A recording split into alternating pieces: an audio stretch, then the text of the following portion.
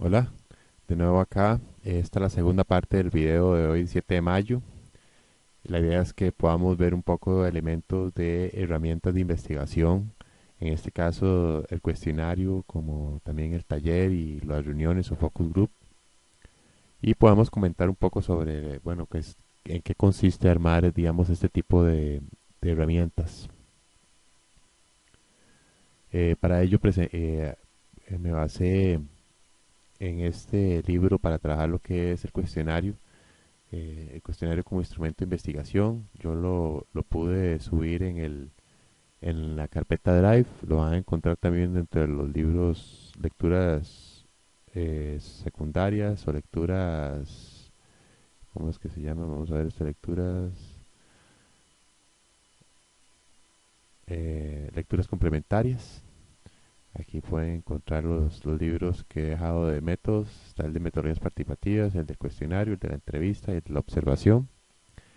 Y ojalá que les pueda servir. Es una referencia, además de la que ya tiene, digamos, el curso y, y que tal vez es en estas en las que yo me baso para poder trabajar la presentación del día de hoy. Y también me voy a acompañar de algunos ejemplos que yo también los puse en la carpeta Drive. Aquí hay 7 ejemplos y el ejercicio 5 que viene también en la carpeta Drive y la presentación ya con todas las dos presentaciones.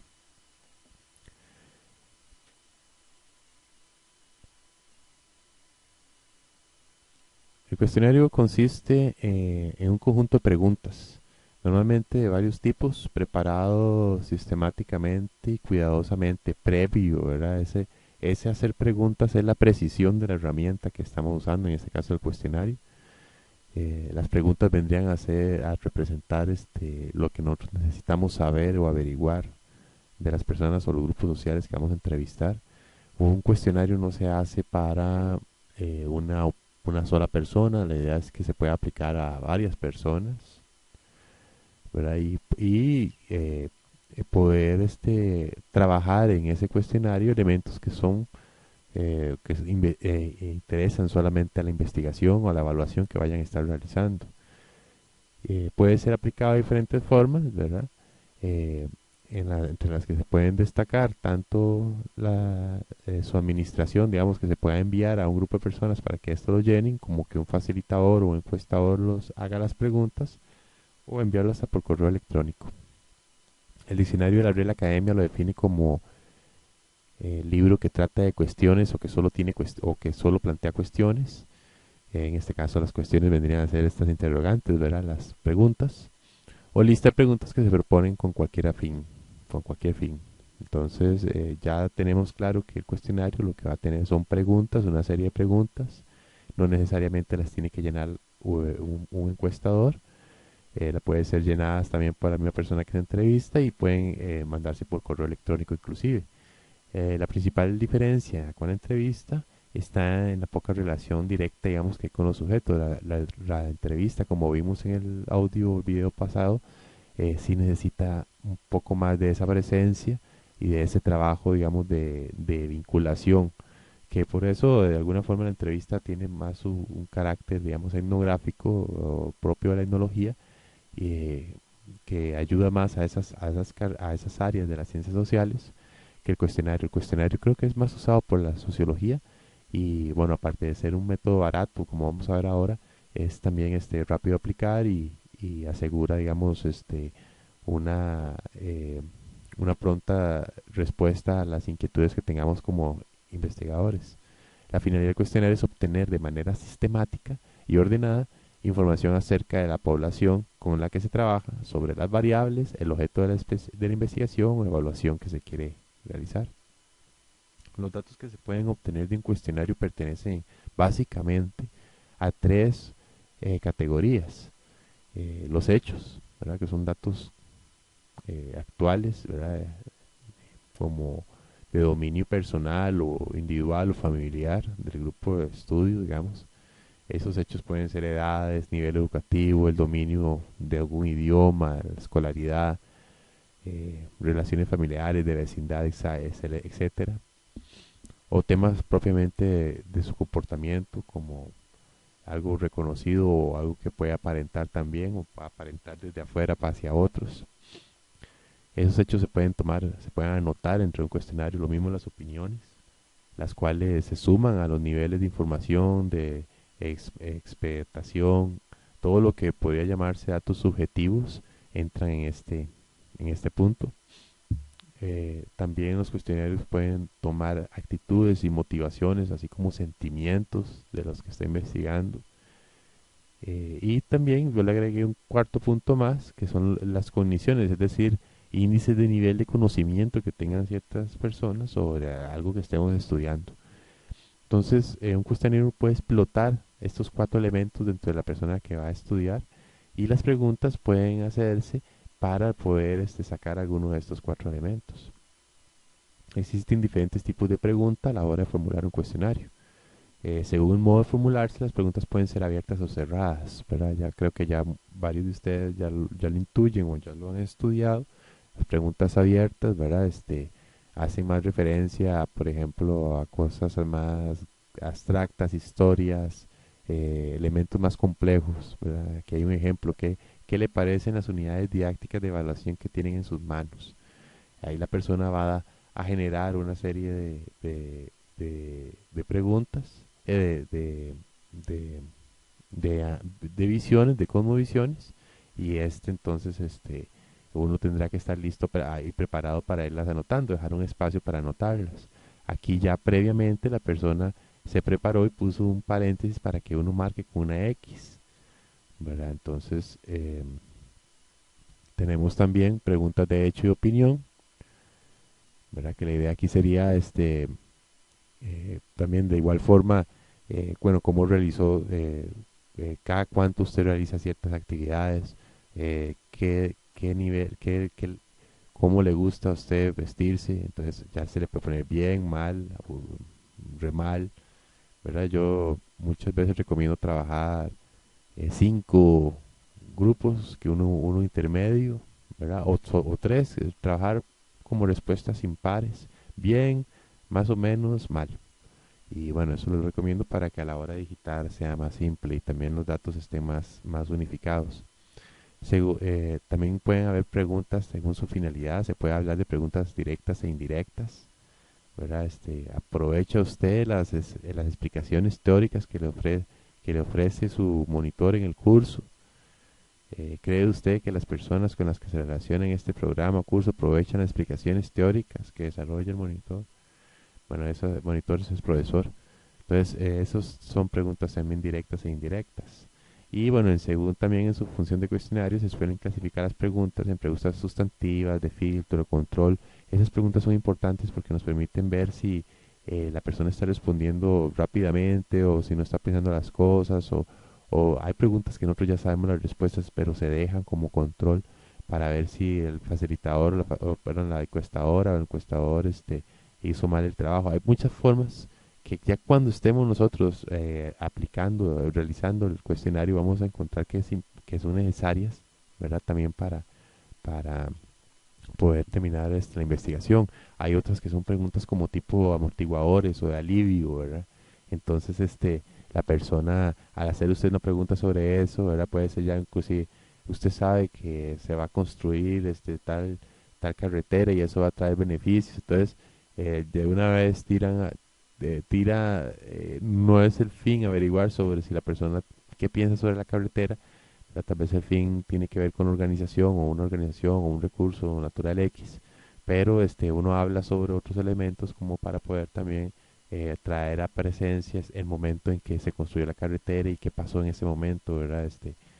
Entonces, resulta ser que cuando construyeron la carretera, habían destruido varios árboles, varias fuentes. Entonces, el recordar esa pregunta, recordar ese elemento, puede hacer que las siguientes preguntas la persona ya vaya más condicionada a una perspectiva, a una idea, y entonces de alguna forma también el cuestionario puede ir orientando, digamos, las mismas respuestas. Em, Algunos principios que se deben de tener en cuenta a la hora de formular el cuestionario. no se debe recoger más información de la necesaria. Creo que esta es muy importante. Voy a marcarla. Cada cuestión debe incluir únicamente un aspecto para no inducir a equívocos, ¿verdad? Las preguntas deben referirse preferentemente a un solo aspecto o relación lógica. Algo que a mí me pasa, ¿verdad? Que yo pierdo eso, pero eso es por mi dispersión. Pero sí es importante que, por ejemplo, que se hagan como capítulos dentro del cuestionario que hablen en un momento sobre lo económico, en otro momento sobre lo social, en otro momento sobre las viviendas, no que estén dispersos las temáticas por todo el cuestionario. Luego, otro elemento, principio que hay que tomar en cuenta es que las cuestiones se han de redactar o las preguntas se han de redactar de forma clara, eh, comprensible, ¿verdad? Precisa, inequívoca. Esto para que podamos cumplir con el principio de que el cuestionario lo hacemos para que otro lo aplique. Luego los ítems que implican determinados conocimientos más o menos técnicos deben ir predecidos de otros que permitan establecer si se poseen o no. Así se evitará que los sujetos contesten al azar, dado la imprecisión de que los poseen. Conviene en estos casos comenzar el ítem ofreciendo la información necesaria sobre tales conocimientos. Entonces, a veces hay que hacer una pequeña explicación sobre lo que uno va a preguntar, cada cierto grupo de preguntas, para que la persona no conteste al azar, digamos, y siga un patrón como lo primero que escuchó, ¿verdad? Entonces eso es importante. Y las cuestiones que impliquen deseabilidad social deben de hacerse de forma que permitan recoger la respuesta sincera, evitando preguntas directas que impliquen juicios de valor. Esto es muy importante porque, bueno, las preguntas a veces las podemos ya ir haciendo con ciertos juicios de valor y eso más bien estaríamos sesgando el instrumento que más bien nos está tratando de ayudar. Eh, Siempre recomendado, ¿verdad? Creo que ya, bueno, aquí lo vemos en los pasos que ideamos para poder hacer este curso, la realización del pretest, ¿verdad? O el probar la herramienta es muy importante. Una vez estructurado y diseñado el cuestionario con la base de las reglas anteriores, es conveniente contrastar el buen funcionamiento del diseño, ¿verdad?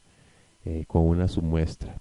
Mucha gente lo que hace es que prueba 10 cuestionarios o el 10% de la población que se va a estudiar y se detectan las anomalías de acuerdo a la población con la que van a trabajar. Por ejemplo, yo les traigo acá eh, varios, varios ejemplos. Por ejemplo, el método, este cuestionario,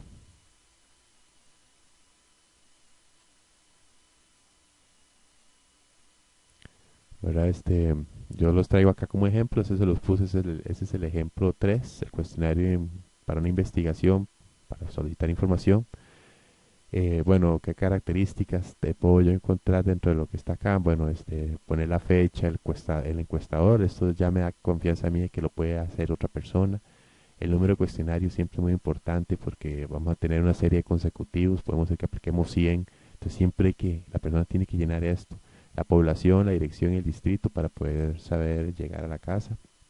Una presentación en la que se le indique a la persona para los fines de la investigación de por qué se va a hacer ese cuestionario y que se le indique también de qué forma se van a manejar los datos una vez que se obtengan. Eh, yo, Esto es muy importante porque aquí esto es parte, digamos, de la ética que podemos tener nosotros sobre las personas que estamos estudiando, ya que podemos estar generando un cuestionario podría generar algún problema ético o digamos algún problema con las personas que tengamos de estudio. Tal vez ahorita no lo podemos ver, pero si nosotros, por ejemplo, nos pagan un estudio para ir en una comunidad a hablar sobre el tema de la pesca y de repente se sabe que hay una idea de que van a quitar la pesca o que van a quitar las licencias, entonces eso podría generar un problema de salud en las personas que estamos indagando y traer consigo una serie de consecuencias que no es lo que nosotros queremos hacer, sino que queremos trabajar una investigación y X objetivo. Entonces, lo que se busca es que esta presentación trate de calmar y explicar bien qué es lo que se quiere hacer y cómo se van a manejar los datos que se van a dar. Yo ahora ya recomiendo usar siempre un punto, aquí un punto GPS y aquí poner las coordenadas o el nombre del punto y luego rescatan las coordenadas. Eh, Empezar con el nombre o la jefa de hogar, eso es importante. Y bueno, y ahí va a una característica de esto también es enumerar siempre todos los ítems. Esto es algo muy viejo que yo hice creo que hace como 7 años, pero ya digamos yo lo haría diferente, pero sí quiero rescatar cosas de acá, como por ejemplo enumerar todos los ítems. Vea que no enumeré en aquel tiempo esos tienen que estar enumerados, o sea, la fecha sería el ítem uno. La idea sería que cuando se pasa eso, se tabula, que cada cuestionario sea una línea y entonces yo vaya poniendo fecha, luego encuestador y me quede en las columnas, me queden el encuestador que fue para todas las encuestas o para cada una de las encuestas o el cuestionario vaya para abajo. Entonces haya un consecutivo que se despliegue de arriba hacia abajo dentro de, digamos, el Excel o la hoja electrónica que esté yo tabulando la información.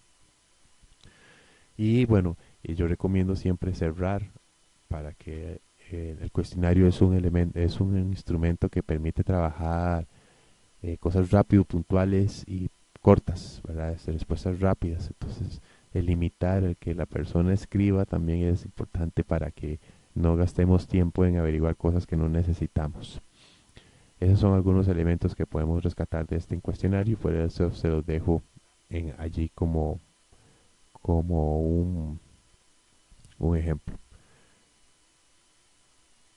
La precodificación, como veíamos, es importante porque se tiene que crear una serie variable a la hora que yo voy, por ejemplo, si la persona que llenó este cuestionario dijo aquí tenis, ¿verdad? Y llenó tenis ahí, ¿verdad? Entonces, cuando yo vengo y ya voy a digitalizar lo que yo no voy a poner la palabra tenis, sino que pongo dos.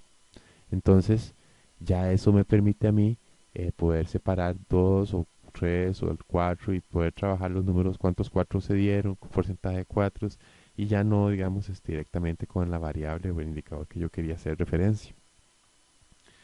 También eso me ayuda porque hay valores perdidos en blanco o valores perdidos por el sistema. Entonces, normalmente los 9 son los no responde y los 8 son los no aplica. Entonces, esto es importante también. Si ya pasamos a dos dígitos, sería el 88 y el 99, el 98 y el 99. Y si pasamos a tres dígitos, sería el 198 y 199. Entonces, esa sería la forma como, digamos, podríamos enumerarlos. Y cada pregunta debería estar enumerada.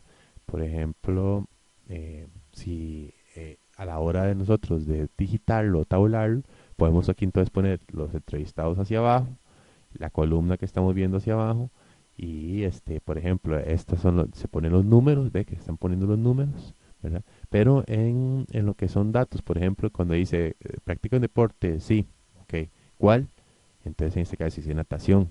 Ah, bueno, entonces natación se escribe. Se puede hacer una lista luego y ponerle un numeral a cada uno de los elementos que se encontraron. Entonces también ya se pueden eliminar de acá los conceptos. También la purificación se puede hacer para elección múltiple, que vendría a ser como esto, ¿verdad? Entonces la persona llega aquí y marca, por ejemplo, fútbol y marca eh, otra atletismo, ¿verdad? Y entonces eso lo vemos aquí. Bueno, el aspecto sería igual, esa sería la forma como se tabula, cada entrevista hacia abajo, cada variable va a tener una columna, cada elemento señalado aquí va a tener una columna y entonces él marcó sí o no, ¿verdad? Fútbol sí, ok, tenis no, baloncesto sí, ah bueno, este de aquí, este de baloncesto, así, baloncesto sí, atletismo no, otro no, ok, si hubiera especificado cuál, aquí se pondría. Y esta es la forma de tabular ese tipo de entrevistas, preguntas de selección múltiple. Existen también, bueno, entrevistas o cuestionarios, digamos, eh, telefónicos, personales o también tipo web. Aquí vienen algunas ventajas y algunos inconvenientes que me llamaron la atención porque mucho de lo que, digamos, estamos haciendo en los pasos de probar, por ejemplo, a la hora de probar la herramienta, es sacar esas ventajas o desventajas que encontramos con las herramientas que estamos seleccionando para poder identificar cuál es la que nos sirve. Entonces hacer este tipo de matrices nos ayuda para poder ver diferencias entre una y otra y poder elegir con cuál nos quedamos o cuál nos sirve, ¿verdad? En este caso hay unas buenas, otras rápidas y otras que son baratas, ¿verdad? Entonces habría que poner a pelear una frente a la otra. También, por ejemplo, aquí tengo otro ejemplo. El ejemplo de este cuestionario, este es socioeconómico, no es informativo. También hago, ¿verdad? Aquí hago, hay que poner las fechas, este es del 2016, se hace una presentación y se empiezan a trabajar, digamos, ya los elementos. Aquí algo que yo hice fue el poder hacer un cuadro en donde nada más voy llenando los valores y esta tabla ayuda mucho a acomodar el espacio. Entre más cuadros se hagan dentro del cuestionario ayuda mucho al espacio. Nada más que a la hora de digitalizar, vean que yo no puse nombre, un código a esto. Entonces ahí se me perdió el código. Pero la idea sería que, bueno, aquí se vayan poniendo los elementos que se piden acá y después se codifica. Entonces sería, el nombre es el 2.1, yo puse jefe de hogar, ¿verdad? Entonces 2.1.1, el nombre. 2.1.2, la edad. Entonces habría una columna a la hora de codificarlo, ¿verdad? Para cada uno de estos y después se repite el nombre otra vez, se va repitiendo las columnas, ¿verdad? Se hacen 1, 2, 3, 4, 5, 6, 7, 8. 8 columnas solo para jefe de hogar. 8 columnas después para compañeros, otro para hijos, otro para... Entonces al final es una lista larga hacia horizontal de todas las columnas que hicieron porque hacia abajo se van a acumular las entrevistas que se hagan. Entonces es válido también poner 2.3, 2.3.1 para un mayor orden dentro de la tabulación. Y eso es algo que quería ver con este cuestionario. Aquí hay varios tipos de preguntas también. Y aquí, por ejemplo, hay una pregunta abierta, pero yo me voy marcando, digamos, doy algunas ideas de proyectos para poder no tener que estarlos escribiendo. Y nada más me lo marco, o si no, ellos me dicen otro. Y eso es un ejemplo de lo que son cuestionarios. También hay unos cuestionarios de evaluación que también quise traerles acá y que están ahí. Este es el ejemplo 5.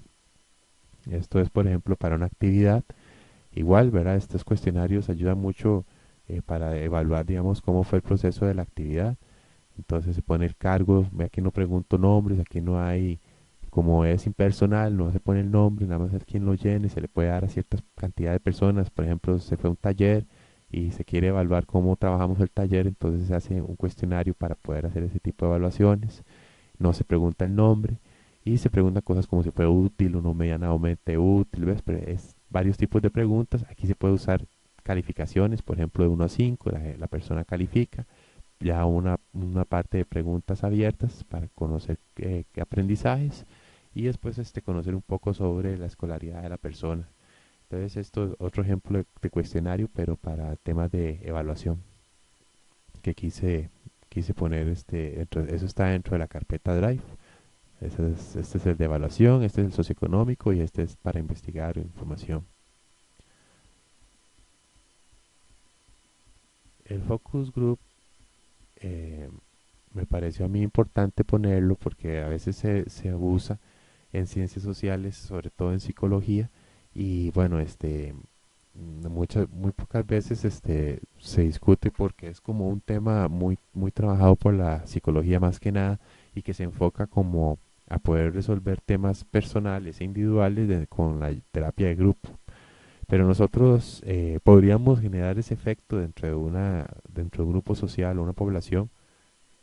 Puede ser que en algún momento nuestras reuniones para resolver temas sociales se vuelvan de alguna forma una especie de terapia para el mismo grupo social, porque pueden encontrar allí elementos que no encuentran en sus individualidades o en sus familias, y hay que tener cuidado de eso. Ya eh, cuando está aplicando un cuestionario, lo que va a encontrar son errores de preguntas, ¿verdad? Y de la forma como uno lo aplicó. La técnica se va generando ahí conforme vamos aplicando más cuestionarios. Pero en el focus group ya aquí pueden encontrarse subjetividades, porque hay un grupo de gente, ¿verdad? Ya dentro de un focus group yo podría aplicar un cuestionario o entrevistas también, pero digamos ya el focus group supone una reunión con varias personas que van a discutir sobre una temática X. Y ese grupo de personas pueden compartir características o rasgos sociales, ¿verdad? Son de un grupo religioso, son de los de izquierdosos, podríamos unificar izquierdosos con derechosos en un focus group, pero no es la idea. La idea es que en los focus group podamos enfocarnos en la temática directamente y ir al grano en vez de estar aplicando muchas entrevistas.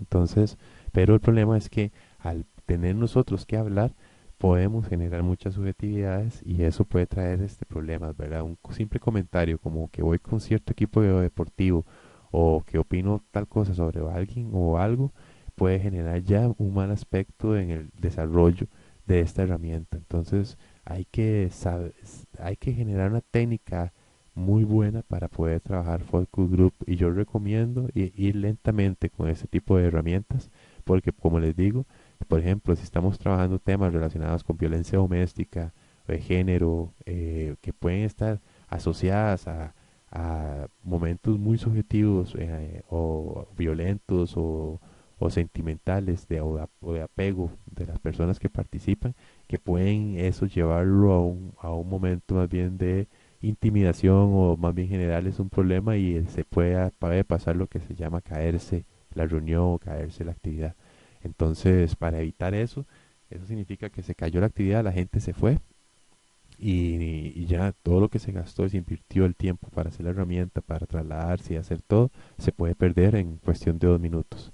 A mí me pasó, les comento esta historia, en una serie de talleres, o era un taller que habíamos negociado y que duramos mucho para el proceso, para que se diera a cabo cuando se llegó a dar. Yo cometí el error, yo estaba en Naranjo, bueno, es una historia de Naranjo, y yo ah, había un momento para tomar café, entonces yo hice primero la presentación en el taller y luego mandé a la gente a tomar café para que luego pudieran trabajar en los subgrupos.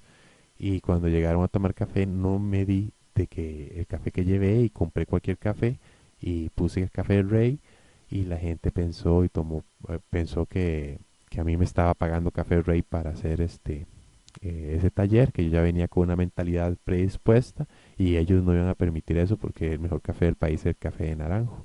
Entonces se fueron y me dejaron ahí solo y eran como 20 y resto de personas que luego convocarlas y explicarles que esa no era la intención, de ahí fue muy duro. Ahí tuve que aprender que hasta en el café que se da hay que pensar qué es lo que se va a dar o qué no se va a dar y qué se va a decir y qué se va a hacer. Entonces, esto significa mucha técnica y mucha experiencia de ustedes. Es decir, cada vez que trabajen en esto pueden trabajar con especialistas, como asistentes y ir viendo cómo se van manejando las situaciones.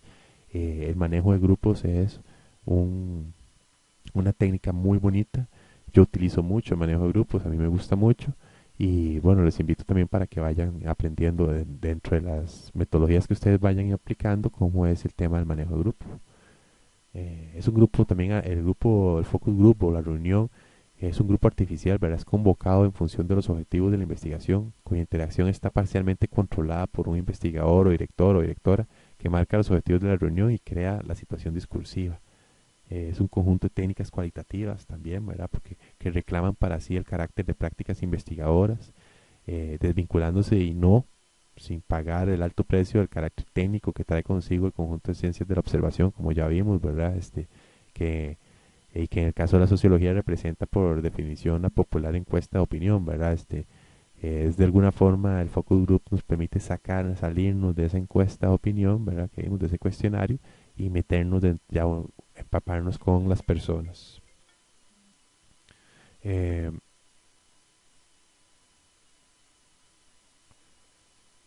los discursos provocados tienen valor para la investigación en la medida en que las condiciones de producción garantizan un producto genuino y en lo posible no contaminado por el comportamiento de la ideología del moderador, ¿verdad? Entonces los discursos que se dan dentro del mismo grupo, pueden que son provocados, ¿verdad? Tienen un valor para la investigación, aunque hay que tomar en cuenta que estos no vengan contaminados por la persona que está moderando, ¿verdad? Porque sí he sido yo presente de muchas formas de cómo también se puede ir orientando al grupo para que responda, ¿verdad? De la forma que se quiere.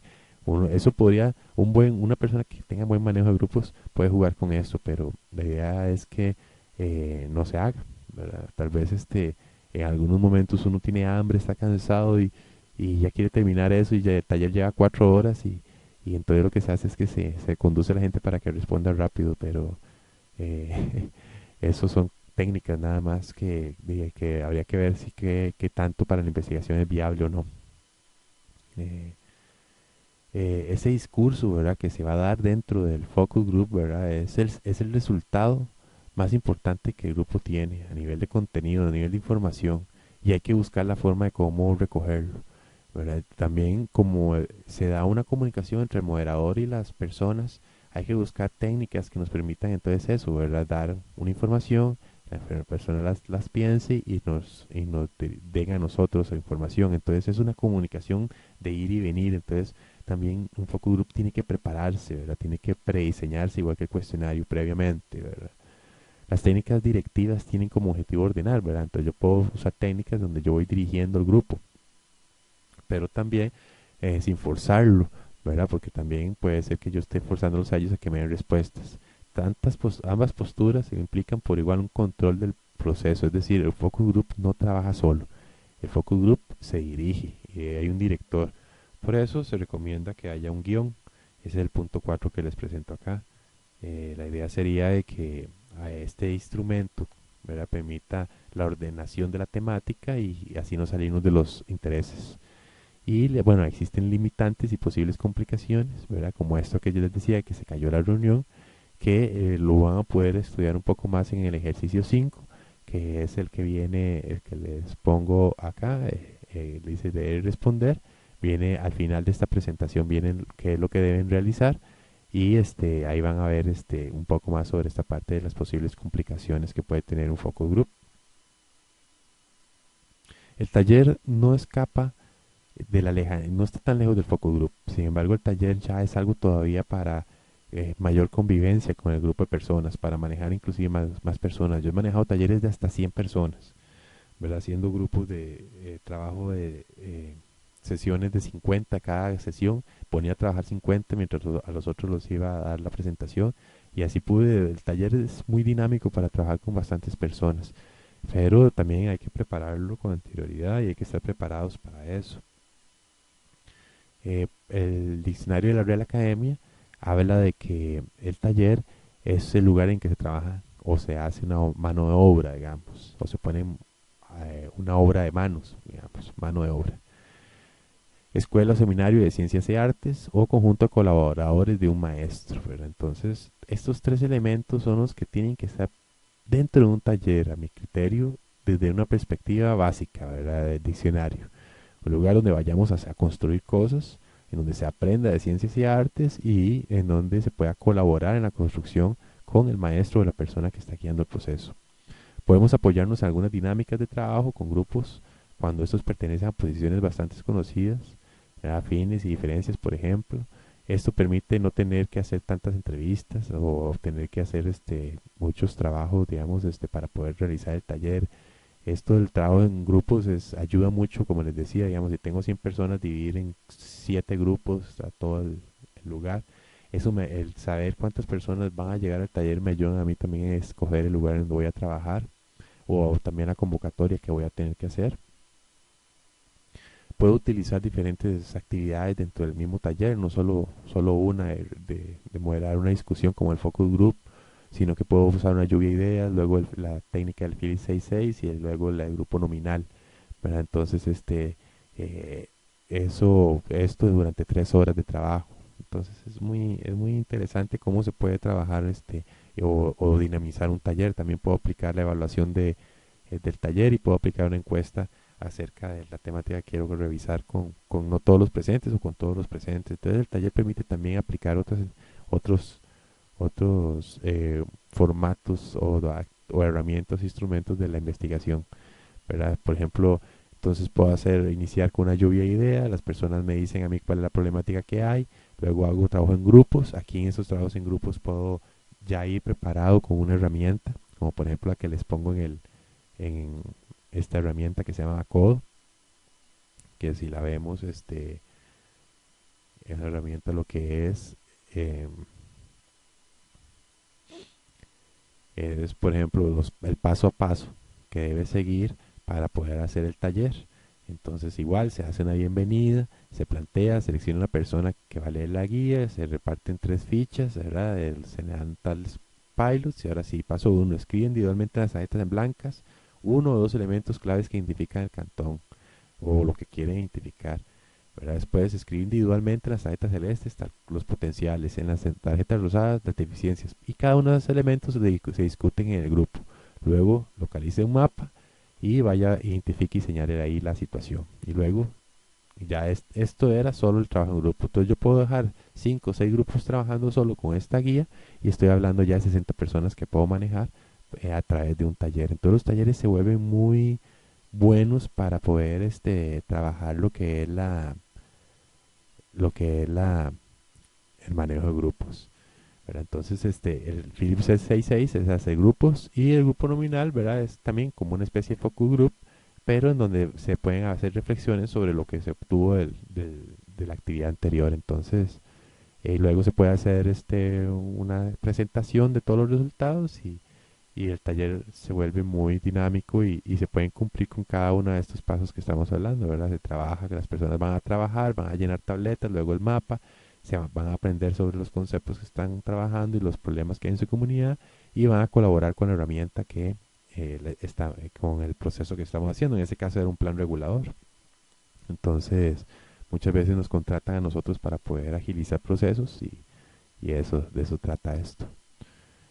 Devoluciones creativas. Bueno, ¿y ahora qué hacemos con toda esta información? ¿Verdad? La gente nos da una cantidad de información en las sesiones de los talleres que a veces no sabemos qué hacer porque no era necesaria para la investigación que realizábamos. Entonces pues se proponen hacer sesiones de evolución en donde se vuelven a plantear lo que se vio y se decide qué hacer con toda esa información y cómo eso, de ahí pueden salir nuevos proyectos, nuevas ideas de trabajo, nuevas funciones dentro de las organizaciones, ¿verdad? Entonces, eso también refleja que la gente vea que no se queda uno con información, se verifican las posturas que se habían obtenido, facilita un ambiente para profundizar y crear y, bueno, y les enseña a ellos también una especie de guía sobre cómo deben trabajar y actuar.